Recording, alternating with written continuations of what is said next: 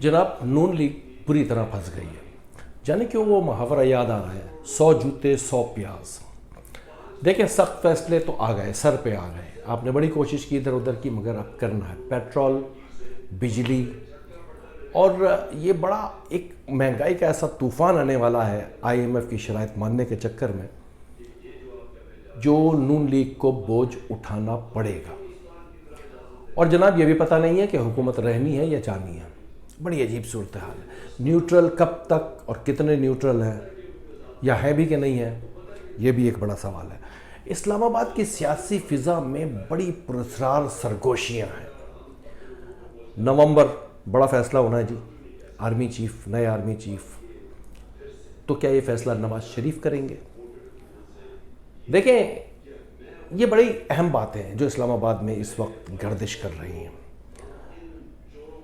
دیکھیں عمران خان کا ایمانداری کی بات یہ ہے کہ اگر وہ 6 ماہ مزید حکومت میں رہ جاتے تو PTI حکومت کی سیاسی موت ہو جاتی, کیونکہ یہ سخت فیصلے ان کو لینے پڑتے ہیں. مگر PDM کو بڑی جلدی تھی جی, عدم اعتماد, اور شہباز حکومت بن گئی.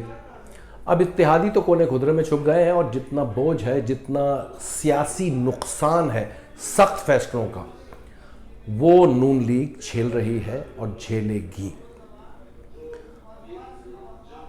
اسلام آباد میں نگراں حکومت کی بھی بات ہو رہی ہے, اور صرف نگراں حکومت 90 روز کے لیے نہیں بلکہ طویل مدتی نگراں حکومت. دیکھیں یہ تو ہم نے بھی محسوس کیا ہے کہ نون لیگ 45-50 دنوں میں, یا شہباز شریف حکومت 45-50 دنوں میں کوئی فیصلہ نہیں کر پائی.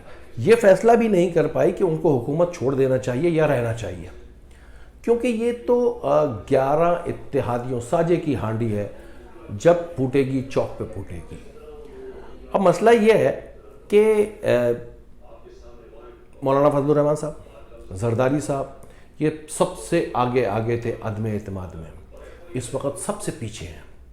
دیکھیں اب سارے بڑے ڈیسیجن جو مہنگائی کے, جو ایک خوفناک مہنگائی کو جنم دینے والے, آپ کو اندازہ نہیں ہے کہ مہنگائی کتنی بڑھنے والی ہے. سری لنکا کا حشر ہمارے سامنے ہے کہ لوگ مطلب بغاوت پہ آمادہ ہو سکتے ہیں. اور اس میں کوئی شک نہیں ہے کہ صورتحال اکنومی کی اتنی ہی خراب ہے کہ IMF کی ہر بات ماننی پڑے گی. جو PTI حکومت کو ماننی تھی وہ اب شہباز حکومت مان رہی ہے, اور حکومت کا پتہ نہیں ہے کہ حکومت کب تک رہے گی یا چلی جائے گی. دیکھیں پس پردہ رابطے بھی چل رہے ہیں, نیوٹرلز بھی کہیں نہ کہیں تو ایکٹیو ہیں. اسٹیبلشمنٹ کہہ لیں, چلیں اسٹیبلشمنٹ کہیں نہ کہیں ایکٹیو ہے. ابھی عمران خان اور حکومت کے درمیان جب تصادم کی پوری فضا بن گئی تو اس کے بعد مذاکرات ہوئے, ادھر ادھر رابطے ہوئے, بٹھایا گیا, بات کی گئی, تو کوئی نہ کوئی تو یہ بات کر رہا ہے. اور ایک اور سب سے بڑی وجہ ہے, دیکھیں عمران خان نے آج تقریر میں کہا کہ کوئی ڈیل نہیں ہوئی. صحیح ہے, ڈیل نہیں ہوئی, اور انہوں نے کہا 6 دن بعد میں آ رہا ہوں, یہ بھی بالکل صحیح ہے. ادھر شہباز شریف اتحادیوں کو جمع کر کے بیٹھے ہیں کہ بھائی یہ اب جو بوجھ آ گیا اس کو شیئر کریں. اتحادی تیار نہیں ہیں. لیکن جو میں آپ کو اصل مسئلہ بتا دوں, دیکھیں یہ جو نیا NRO ہے نا, نیب چیئرمین کو نئے اختیارات دیے جا رہے ہیں, نیب کے قوانین میں ترمیم کی جا رہی ہے, سپریم کورٹ چیف جسٹس بول رہے ہیں کہ بھائی یہ کس کو فائدہ پہنچایا جا رہا ہے, کس کے نام ECL سے نکالے جا رہے ہیں. بڑی ہولناک سچویشن ہے. اگر عمران خان 3.5 سال صرف کرپشن کرتے رہے تو یہ انہوں نے 50 روز شہباز حکومت نے اس مبینہ سیاسی کرپشن کے ثبوت و شواہد مٹانے میں, بیوروکریسی کو ادھر ادھر کرنے میں, قانون تبدیل کرنے میں سارا وقت گزارا ہے. یہ سب اپنے آپ کو بچا رہے ہیں. اچھا ایک جو بڑی بات, جو امپورٹنٹ بات تھی, نومبر میں بڑا فیصلہ ہونا ہے جی نئے آرمی چیف کا. تو کیا وہ فیصلہ نواز شریف کریں گے, لندن میں بیٹھ کے کریں گے, یا پاکستان میں کریں گے؟ جناب مجھے نہیں لگتا کہ اسٹیبلشمنٹ یا فوج کسی بھی صورت میں یہ راضی ہوگی کہ یہ فیصلہ نواز شریف کریں, چاہے وہ لندن میں ہو یا پاکستان میں ہو. نواز شریف صاحب ابھی کچھ عرصے پہلے تک, 2-2.5 ماہ پہلے تک جس قسم کی زبان استعمال کر چکے ہیں, جس قسم کے الزامات لگا چکے ہیں فوج پہ نام لے لے کر، تو بادر ناخواستہ ان کو قبول تو کر لیا گیا، یہ ایک کڑوا گھونٹ پیا ہے، مگر نئے آرمی چیف کا فیصلہ نواز شریف صاحب نہیں کریں گے۔ اسلام آباد میں جو اس وقت فضا چل رہی ہے نگراں حکومت، اور نگراں حکومت بھی ایسی حکومت کہ جو طویل مدتی ہو۔ دیکھیں اسٹیبلشمنٹ کے قابو سے جب گیم باہر نکل گیا، قابو سے نکل گیا، کنٹرول سے نکل گیا، تو آپ نے کہا جی ہم نیوٹرل ہوگا، لیکن کھیل تو بگڑتا جا رہا ہے، اتنا بگڑتا جا رہا ہے کہ نیوٹرل بہت زیادہ عرصے نیوٹرل نہیں رہ سکیں گے۔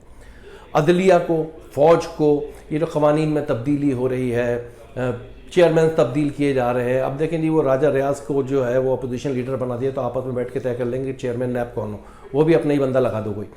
تو یہ سب کچھ جو ہو رہا ہے یہ ان اداروں سے پوشیدہ نہیں اور رہنا بھی نہیں چاہیے، کیونکہ دیکھیں یہ ریاست کا معاملہ ہے، سیاست کا نہیں ہے، ریاست کا معاملہ ہے، 22 کروڑ عوام کا معاملہ ہے۔ تو مجھے نہیں لگتا کہ بہت زیادہ دیر نیوٹرل رہا جا سکے گا۔ این آر او کی تیاری تو نگراں حکومت کی بات یہ ہے کہ جی میں نے اس سے پہلے بھی ولاگ میں آپ سے کہا تھا کہ ٹیکنوکریٹ حکومت بنانے کی بات ہو رہی ہے، اور یہ بھی بات ہو رہی ہے کہ کس طرح اس کو 90 روز کی میعاد سے زیادہ کیا جائے، سپریم کورٹ کے ذریعے کوئی مدد لی جائے، ان سے مشورہ کیا جائے، تاکہ کم از کم یہ جو ایک کرٹیکل اکنامک کرائسس ہے پاکستان پر، اس سے باہر نکلا جا سکے۔